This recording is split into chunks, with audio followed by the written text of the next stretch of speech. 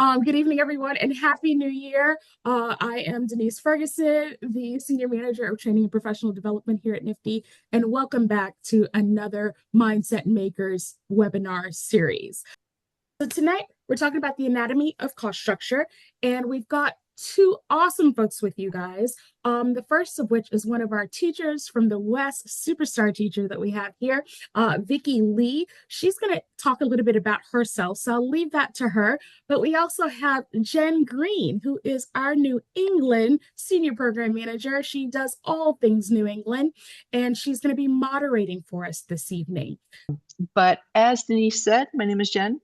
I've been running programs for NFTE here across New England for about 16 years. And I always say I found my dream job. I love the work. And I especially love the cost structure.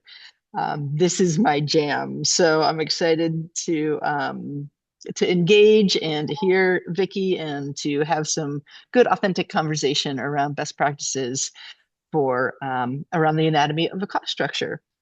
And then I will turn it over to Vicky.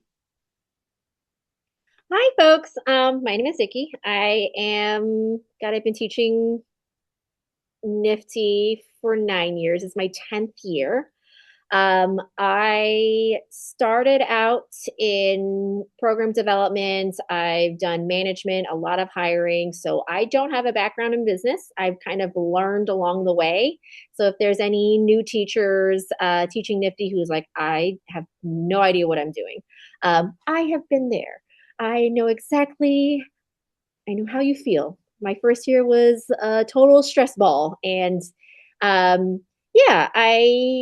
have a background in kind of program management. I actually teach in San Francisco at Lincoln High School, and it's the school that I actually went to. So I'm an alumni, and it's kind of cool to come back and teach where I used to go. I am a product of a career technical education. I was in the education pathway. So this is a prime example of how career technical education works. What we do works, NFTE works. I've seen so many kids do side hustles and start their own businesses. And so this is what you do is so impactful and wonderful. On the other side, I love design. My jam is always the beginning of NFTE E1, where it's product development. E2, I love that too, where you're designing and testing, A/B testing. I love that stuff. And so EOUs, cost structure, the finance stuff, that is not my jam. And so I struggle with the kids, and we work together, and I love that part of teaching NFTE.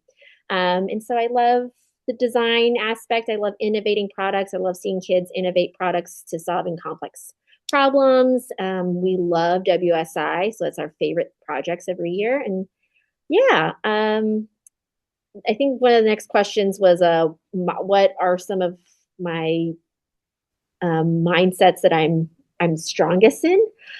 Communication and problem solving. I think, I'm really great at that. I'm good at the collaboration and communication, critical thinking and problem solving. Really good at that. Asking questions, poking holes at people's ideas. That's my favorite part. I'm not so great about the flexibility and adaptability. I'm a planner, and so I like to plan for all the terrible things. And so I'm not great at the flexibility part. I'm growing in my comfort with risk. I think the kids see that. And so when they see that I'm uncomfortable with those things, but I'm working towards it, they feel more comfortable. We've got posters all over. I'm always starting every unit on what we're focusing on and how we can improve on these things. And so those mindset words are always in our vocabulary. Yeah, a little bit about me. Wonderful. And I just want to compliment you because I love that you embody and your own entrepreneurial mindset domains and kind of model them and say, look, I struggle with this one. And I'm working on it. And this, I always say to my teachers and our students up here, that the NFTE classroom is like a gym for your entrepreneurial muscles. And so you're constantly working out these muscles, no matter what activity, what lesson. And I say, you could even, print it out like that is if you're working out one of these muscles in this classroom, you're on the right track. So, Yeah, and I think that's like nobody's perfect. Like that's just not how that works. There is no mhm, entrepreneur that is making the best decisions all the time. mhm. We see that in real life, and it's just all about like how can we get better? This is not our strong suit, so I want to get better at this. How do we do that? And there's always opportunities in our space in and how to apply those, how to strengthen those skills, and so how can we also apply those outside the classroom? Absolutely. And I would just say one last thing, and it's very relevant right now. I'm actually helping a friend sell his business. Now, it's he's been working on his business. He's been doing this for 30 years. What's interesting is I am finding as I'm have these discussions with entrepreneurs out there that sometimes someone will find their passion and they'll run with it and they'll develop their business and they'll keep going only to find out 30 years later they've never become fluent in Excel, right? Mm-hmm. They don't necessarily know some of these basics that we're teaching in Nifty, just these building blocks of entrepreneurial finance, not they're great at what they do in their craft, but they're not necessarily fluent in the things that we are teaching. So I love this topic. I'm very familiar with entrepreneurial finance. I have not actually been a teacher, so I admire all of you here tonight for managing that, all the relationships with students. But excited to jump into the content. And all right, next slide.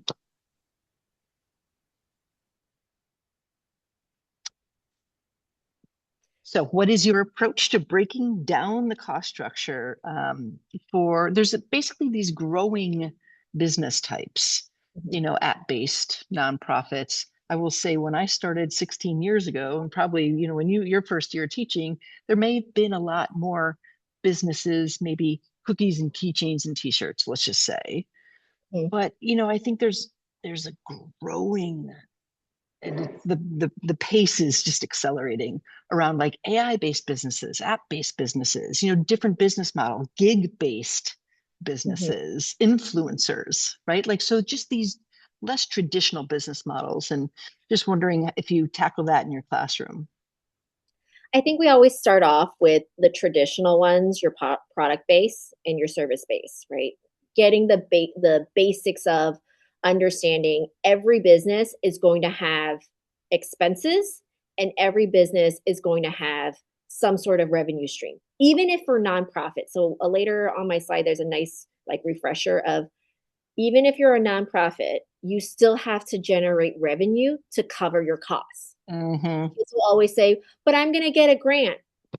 Sure, but the amount of grants that really get approved is it's hard, right? And so Mm-hmm. we can't bet on that. You still have to generate some sort of revenue. It just means that you don't have this giant sitting pot of money. So how are you going to get money in and how are you going to spend it? Because you got to pay yourself and you got to keep the lights on, right? Mm-hmm. Going through the basics of that, I'm not great at the cost structure start. Like the money, the finances, there's so many pieces of the puzzle. And so I always tell my kids, like, this is going to be the biggest, heaviest lift of everything else in your business plan. So really Mm-hmm. take your time. Like you want to start early, you need to make some decisions, and you got to start planning and researching, right? We're really going to focus in on this. You can't still figure out what product you're selling if by the time we're getting at cost structure. Mm-hmm. And it's all about practice. It's practicing every which way. So we'll start off with products. We'll do the Lego activity game. If we move to the next slide, I'll do the Lego activity, and then I'll do a variation of like a super salad activity, a scrumptious sandwich activity. It's all a variation of the same thing, but to get that math part and to think like, Mm-hmm. okay, what are the itty bitty components of this one toy? What is the itty bitty components of this one salad? And then how much does that cost for bulk? How many ounces will I need for the salad? And then now I can figure out in this one salad, I've got 3 ounces of cheese. I got 3 ounces of lettuce. How much is that going to cost bulk? All that practice, I do this about 4 or 5 times. And then, that kind of builds that muscle memory. I also have like sample EOUs in the slide deck, in their notes. I'll do a sample one for products. I'll do one for like a service. And then for apps, I'll do one for that, or something like for AI generated kind of things. Like I'll have different samples, and then they can kind of alter and change and use that as a reference point. But the next one is something called wholesale to retail. And we used to do this in Nifty, but this was like back in the day, like really, I really. remember. Yeah. We used Yeah. to go down to the wholesale district in New York City, up from Boston. We would get on a bus and Yeah. back up in one day. I was able to, like, through our PTSA, get funding for it. And so we've been just recycling the same money. But regardless, it's this idea where they get money and they've got to budget something out, and they got to figure out what's the cost structure for one unit, right? And so it's all about these different practices and different like ways to do this. So we first start off with products, then with services, we start to kind of break that down. And then there's a question in the chat about apps. I think it's in my next slide.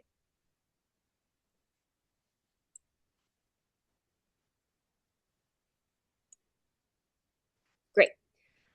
So regardless of what kind of products we do, I always start off with asking, how do you make it? What's the production? If it's a service, what's the process for the customer or client to find you, what's the process of utilizing your services? And then if it's an app based, then it's kind of like what's the process of using the app, or how do you build the app? So there's kind of like two different ways, but they have to think through the process of what it's going to look like. That kind of helps us to figure out what's going to be our expenses, what's going to be our overhead, how do we keep our business running, what's going to be our fixed expenses, what's going to be our variable expenses, and then kind of researching, calculating those things. If it's a bulk price, if it's a price that's kind of like on the market, we usually pay someone $25 an hour to do this. We kind of figure out that research aspect. Then you calculate it. And the most important thing with your EOU is figuring out your selling price. So once you figure out all your variable expenses, you have to figure out your selling price to calculate your contribution margin. So my two favorite ways is easy, simple, double your variable expense, multiply by 2, and that's your selling price. You know for sure you're going to cover the cost of your variable expenses and make a nice, comfortable contribution margin. The other way is if you're like a little like, well, I think I can raise the price a little bit. The variable expense is super cheap. And even if I doubled it, I'm like, I can make a nicer profit. I would suggest the student to use competitive pricing. So what's on the market? Well, it's actually 3 times the variable expense. Well, then 3 times it. Like, that is fair. It makes you compare competitive to the competition. Not bad, right? So I think that that's kind of a simple way to how to thinking about the process, thinking about what your expenses are, researching it, calculating it, and then setting up that selling price. Just before we do move on, we do have one question about the competitor's price, and how that variable impacts our price, not only the formula that you're sharing about the selling price.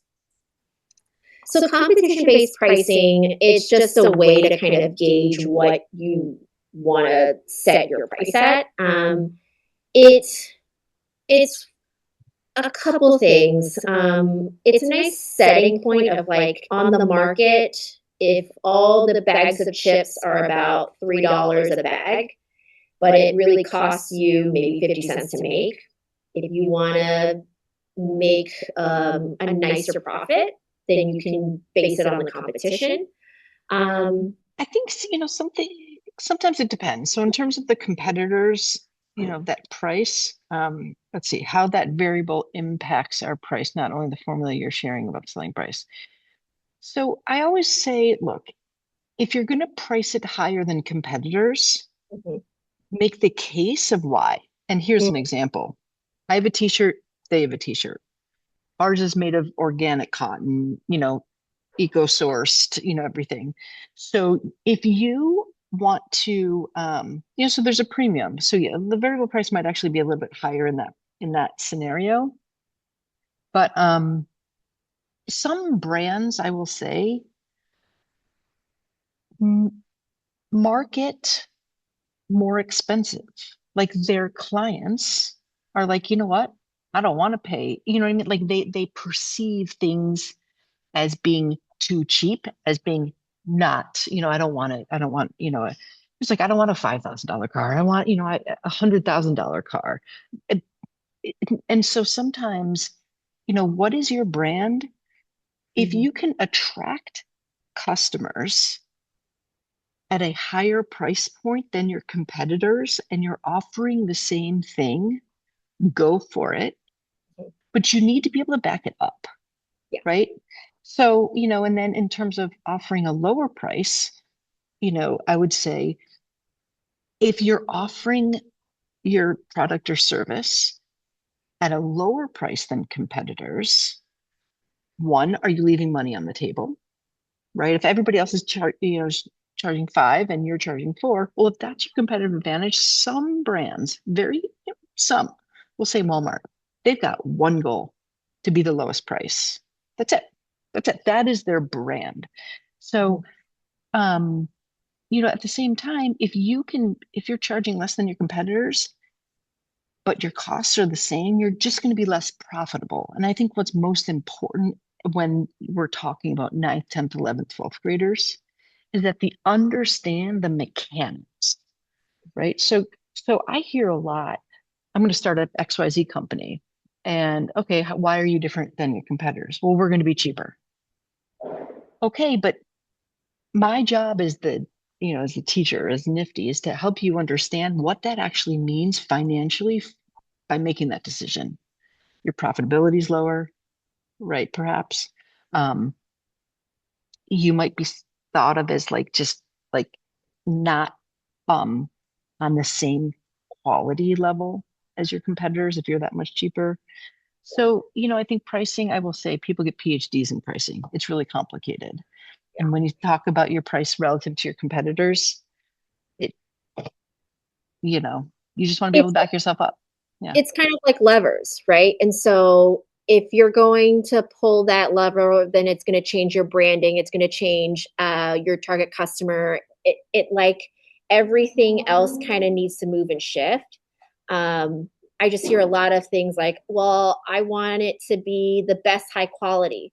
And that's going to sometimes eat into the cost of what type of product you're going to deliver, right? And so where you're sourcing your materials, that's going to change. There's a reason why that Hmm. shirt is $30. Well, that's because Hmm. the cotton is grown down the street and it's handmade, and right, like Hmm.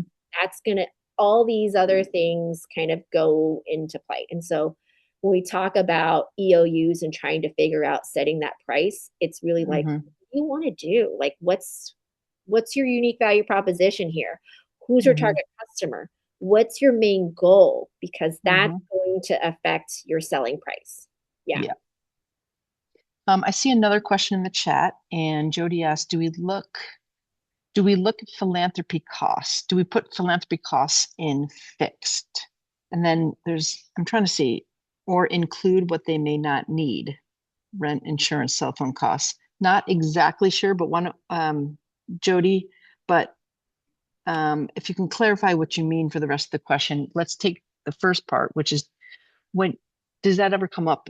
Philanthropy costs. Do you put that in fixed or variable?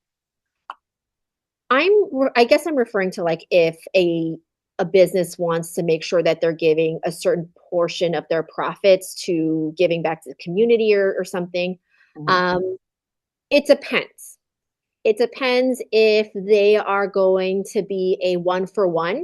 So like Tom's, it's for Hmm. every shoe they give a pair of shoes. That goes into your variable expenses because you're basically calculating for 2 shoes, but for one, right? Hmm. But if it's a fixed cost of every month, I'm going to commit to giving $100 to a local charity or a food bank. Then I would put that in a variable, in a fixed expense. So it really depends I on like agree. what you want to do and what you're committing to. So I was, apps, like, it's so interesting because at a certain point for a lot of businesses, when I'm going through EOUs, if they're not a product or a service, they kind of tune out a little bit because their EOUs are going to look really, really different, right? Their variable expenses are going to be very low, but then their fixed expenses are going to be higher and they're going to have more fixed expenses than their variable. But sorry, I cut you off, Jennifer. no, that all good. What I was going to say is if you're the one that asked the question, or if you have a follow-up question, feel free to put that in the chat. But we just want to make sure we're answering the questions. You all feel good. Yeah. Wonderful. So I think when I start off with like app specific businesses, I also like every time when we get into EOUs, I split the classroom up. So all my product teams sit together, Hmm. and then all my service based businesses all sit together. Then my like app businesses sit together. And then like I've never had anything other businesses, but if there is, then I'll kind of smather them together. That way they can kind of share resources and things start to click. So asking them what the expenses are for running the app. So there's going to be your app maintenance. Somebody's going to come in once a month to debug the system to find all the things. You're going to have to pay for data storage. You're going to pay for that download. And then your other fixed expenses. So less on the variable and more on the fixes. And then really deciding what your revenue stream is going to be because that's going to affect your EOU. So is it going to be units of sales? Is it selling ads? So if your app is free, you still need to generate revenue somewhere. So are you going to sell ads? Are you going to sell subscriptions? Maybe you're going to do a freemium model where tiered system or usage. So every month or 16 gigs, that's how you're going to sell your app. But that's kind of really it. What's nice about apps is if you've grouped all the app businesses together, they basically can like copy each other on what their EOUs are going to look like. So if they're all going to be, we're just going to sell ads. Cool. So what banner ad? How long are they going to sell it for? Your expenses are all going to be the same. They can share how much they're going to pay each other. It keeps it nice and easy for everybody. But the only difference is like maybe how they choose to do their revenue streams. I know there's been a lot of questions in the chat about app. What is your approach for apps? The question that Jody had, I'm interested in how you break down EOU for an app-based business. She wrote, there's no longer a startup cost because there used to be in the old decks, the startup cost. But you're right, Jody, that would the platform be a fixed cost? So did Vicky answer your question? Go ahead, put in the chat if Vicky answered your question. I think she did. The old decks had startup like setting up the app, like app development. I let's see. I haven't had an app-based business in a while. For those EOUs and those fixed expenses, you don't need to put that in there. I just will substitute it with app maintenance as a expense. That way, like Yeah. somebody's coming in to fix your app, and I typically will tell the kids, hiring someone in-house to do that and sit at his desk every single day, waiting for a bug to come in, that can eat costs.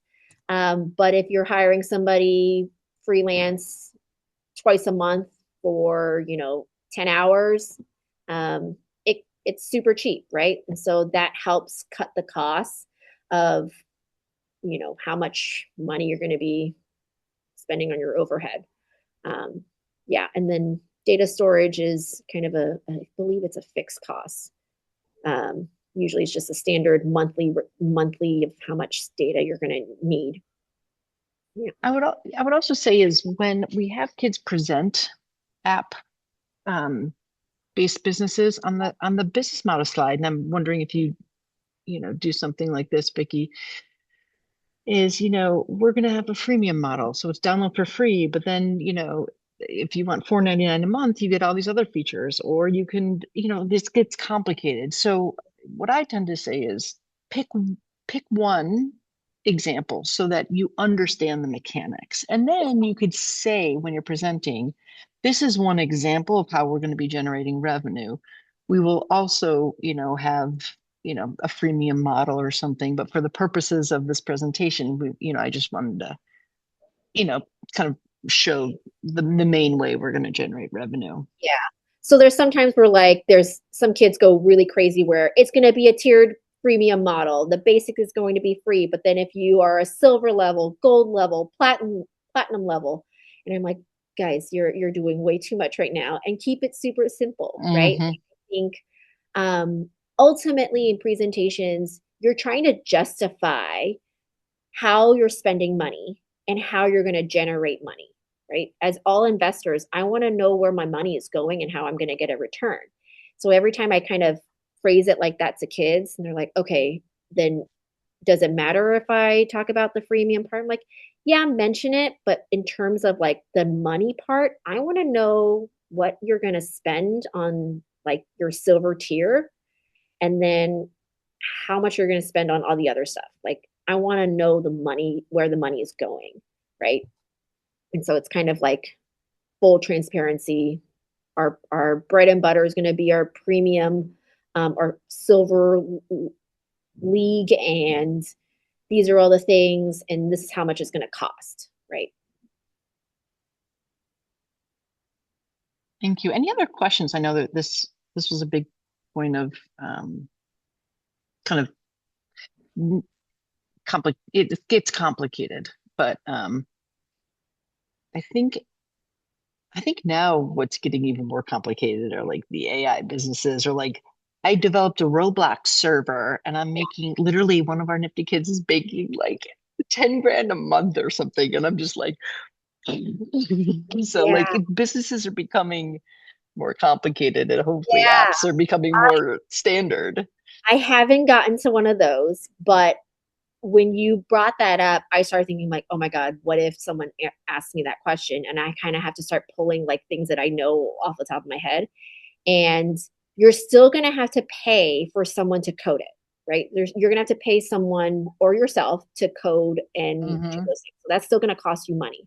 You're still going to have to pay for data storage. You're still going to have to pay for the platform in itself, or the downloads and things like that. Yes, at some point, because AI generation, it's going to learn. And the more it learns, it gets better. And the less work you as the entrepreneur is going to put in, right? But as a startup, you're going to put in a ton of money in having somebody sit and code and write and like get those right. Someone sit there for a really long time and like put in those prompts. And that's going to be really expensive. And that data Mm-hmm. storage is going to be really expensive because it's the more you put in information, the more storage it's going to Mm-hmm. take in. And so, yeah, I I think that's actually basics. I think what you said, and I actually am taking comfort in this myself, and hopefully all of you as well, and the idea that at the end of the day, what you said earlier is, what does it take to make the thing? Whatever you're selling, whatever you're making money off of, what does it take to make Mhm, it? So I think as we get more into these AI or Roblox or gig, type of things, labor, mhm. platforms, and subscription, like a Canva subscription or whatever, and it might, I think with labor, some subscriptions to some cool AI things, those will probably become your costs, right? But what does it take to make your thing and how much does that cost? Whatever the thing is. Yeah. All right. All right, nonprofits. What sometimes I've seen other students do this is always like, oh, we're a nonprofit, so and then like their EOUs are all blank. And then like their EOUs are all blank. Really was like, oh, and that really was like, that grinds my gears because it's like, you gotta generate revenue, you've got expenses, you have to get those expenses. And I really, it's another big red flag when I see students say like, oh, I'm just gonna get government funding or I'm just gonna get a grant. And it's like, that's really hard. We like, as an investor, I know like you're basically telling me, I don't need your money. You don't need to invest into this because our government grants are going to pay for this. And that's not always the case, right? And so I kind of like to give students that mindset of, it's great that you're going to try to get a grant, but how are you going to supplement that? And so I love telling kids about the YMCA. A lot of those programs, they're subsidized and there's grant funding for those things. That's awesome. But there's still people who pay membership, who still pay for, who'll pay for the full rates, who'll pay for the full gym membership and whatnot. And that helps subsidize other people who can't pay for the full. And that's the whole point of a nonprofit, right?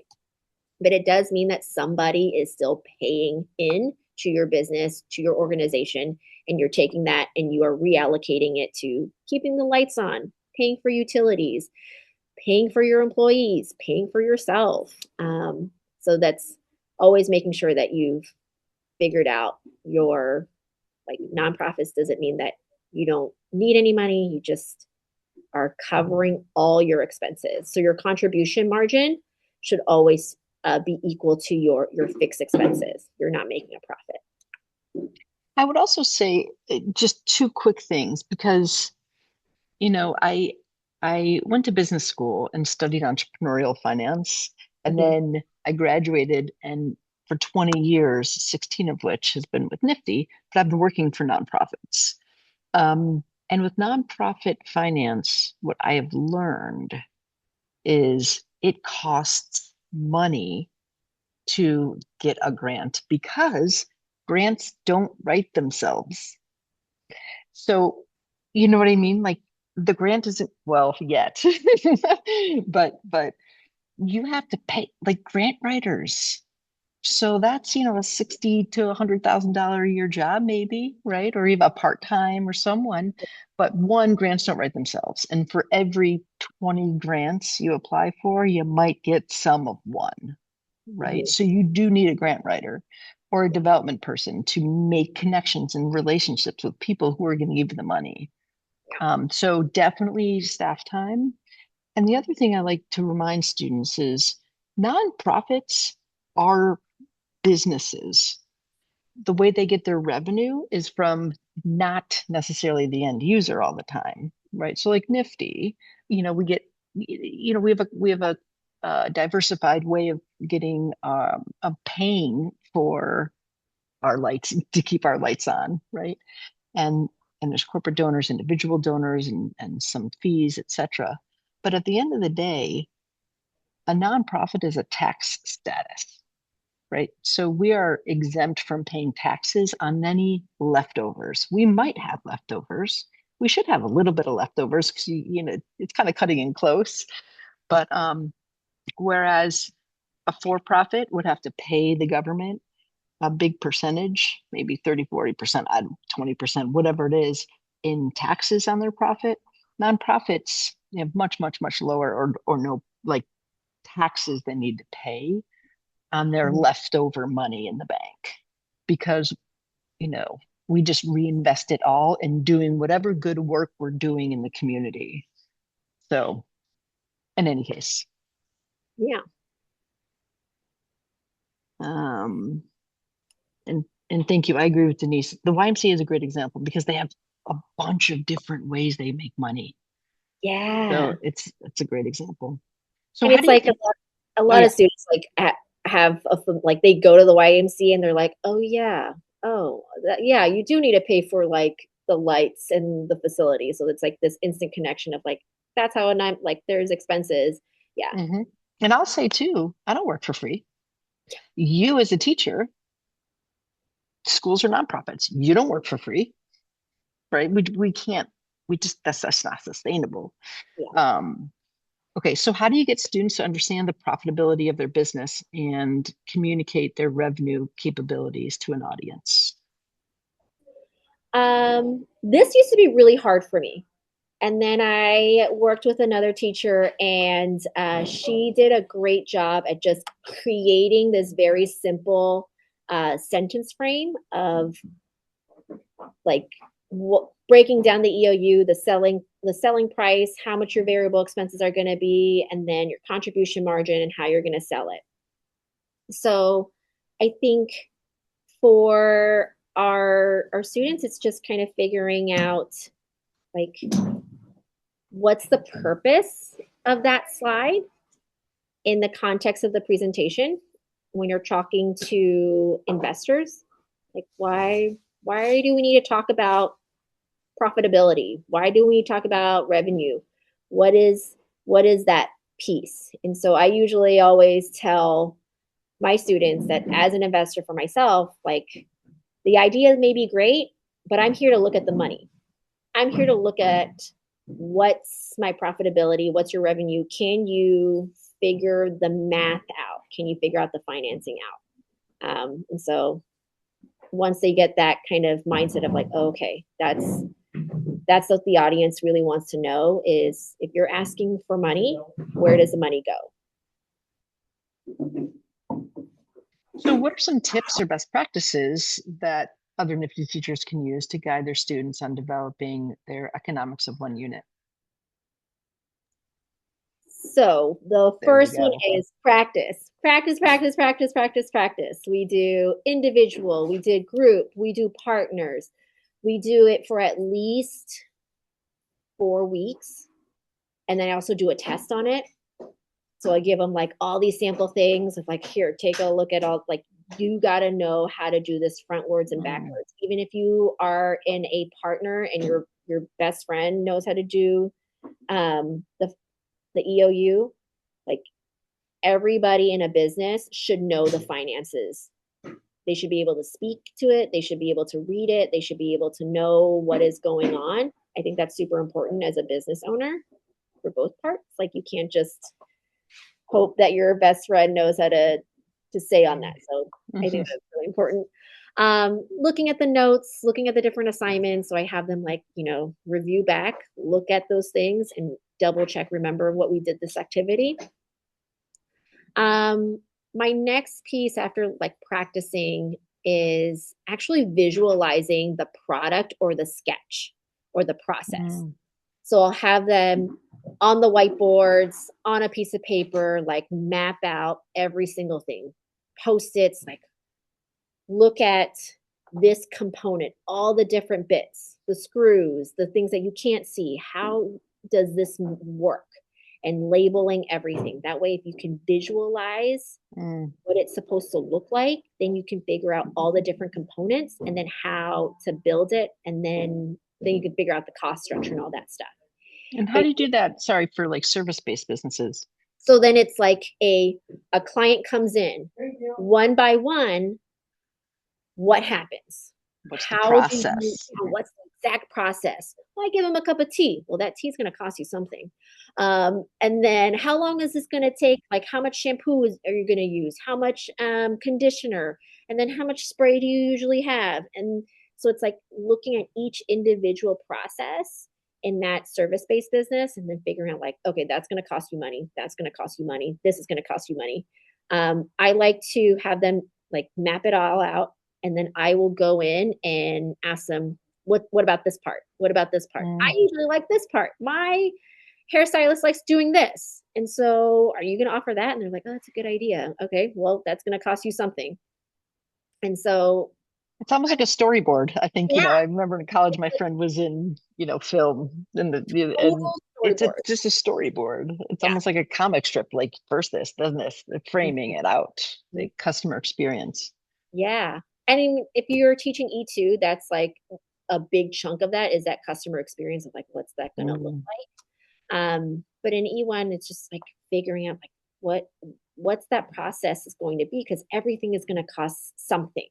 You might realize that, oh man, that cup of tea that I offer every single customer, that starts to eat away costs. And so I need to start budgeting for that. All right, well then how much are you going to budget for tea for every customer? Mm. For app-based businesses, then it's just kind of for them designing the app and then figuring out, well, actually, I like this part of the feature. I want this part of the feature.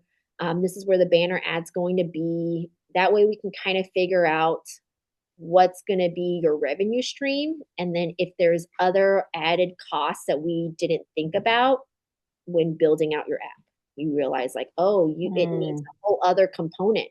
You're going to need even more data storage, or, oh, you want this AI talking tool? Well, now you got to hire somebody else to do that piece. So really like sitting down and having them map out what the thing is going to be. I have a question. Yeah. When you like, haven't actually helped anyone, any of my teachers, like around this question of figuring out how much data storage you need. Do you have like how do you know? Like, how do you know how to price some of these things? It's looking at what's kind of on the market. So especially with data storage, if it's something super minimal and easy, then I'll go with the lowest tier. You'll probably, I think Google storage is one of those places where you can kind of find out. If I kind of know this because I had to like build my own website, and then I had to like figure out how much it was going to cost to upload my videos and buy storage. Amazon Web Services is a really big one, and so Okay, AWS, yeah. and they'll have a like tiered system. And I usually tell the kids like just go basic for your first year business, because then you can always like increase it later, and we don't really know how much it's going to cost. And so yeah, that kind of helps a little bit. AWS is a great idea of like figuring Point out. them in that direction to say, start here and look at what the plans are. This is what they do. Yeah. That's a good suggestion. Thank you. Yeah. And then just like to the next point is like researching all those bits and pieces. And so that's why it's going to be really helpful to group people and businesses together, because similar products, if you got all chocolate businesses, you're going to be grouped together, or all my other product-based businesses, you're going to all group together. You can start sharing some resources, but those services and those app-based businesses, like you're going to start sharing fixed expenses as well.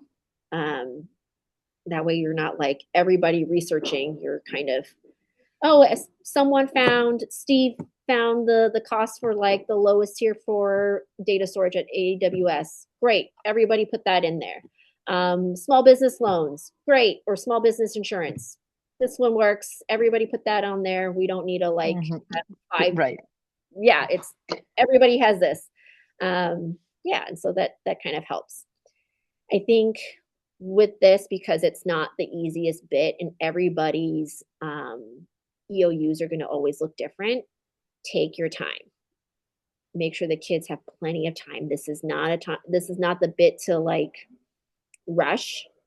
You don't want to have anybody go into competition or submitting their presentation and the EOU doesn't look right, or there's missing holes.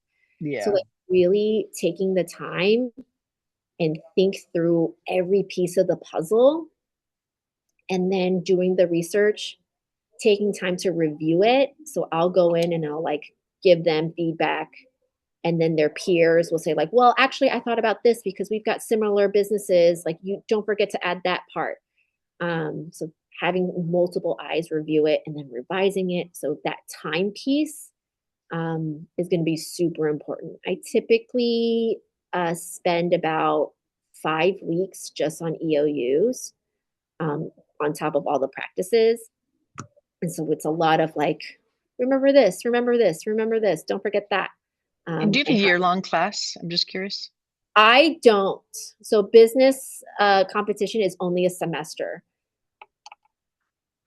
Okay. Yeah. I was wondering because we have a lot of semester classes here in New England. So I was just wondering if that was 5 weeks out of a year or 5 weeks out of a semester. It's a year-long course, but I break it up where unit 1 through 3 is in the fall, and then 4 and 5 is in the spring semester. And then they only have spring semester work on business plan. In the fall, they do something else. And so they're only focusing on, they got to put a presentation within that spring semester. Yeah. I see. Nice one to end with. So a lot of us, I'm sure a lot of you all have 16-year-olds, staring at you all day.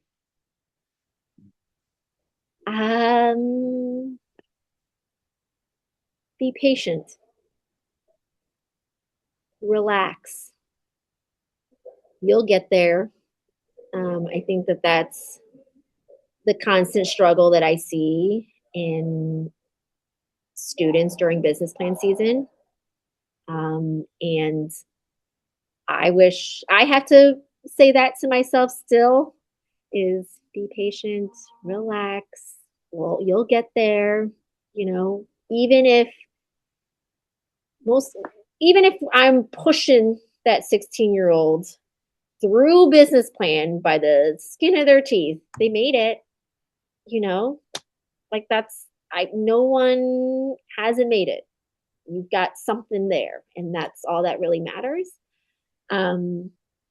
It's a mountain, I think being 16, especially in this day and age, it's a mountain that I don't know how to climb. It's so different. It's so different.